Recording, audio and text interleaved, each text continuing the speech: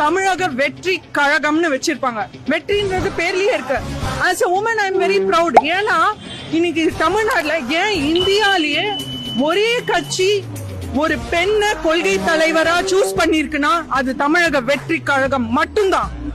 So அதுல இருந்தே தெரியுது அவங்க பெண்களுக்கு எவ்வளவு முக்கியத்துவம் கொடுக்கறாங்கன்னு.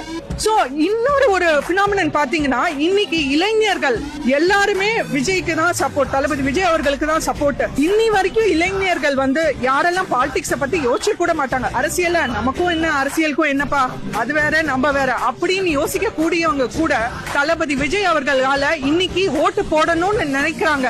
கண்டிப்பா இந்த மாற்றம் 2026ல நடக்கும். பெண்கள்லாம் எப்படா தமிழ்நாட்டை விட்டு ஓடலாமான்னு வெயிட் பண்ணிட்டு இருக்கோம். பேக தூக்கிட்டு பயமா இருக்குங்க. அவன் மோசமா இல்லன்றீங்களா? ஏங்க அண்ணா யூனிவர்சிட்டி யோசிச்சு பாருங்க.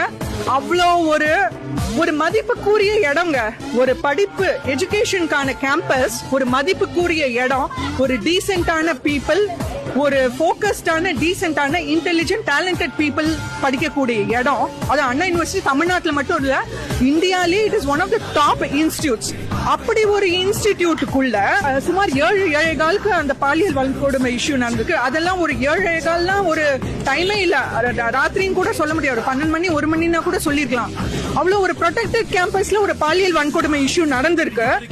இந்த ஒரு இஷ்யூ நடந்தும் யோசிச்சு பாருங்க, ஒரு பெண்ணா ஐ கேன் ஃபீல் இட், ஒரு பெண்ணா அவங்க போய் ரிப்போர்ட் பண்றாங்க.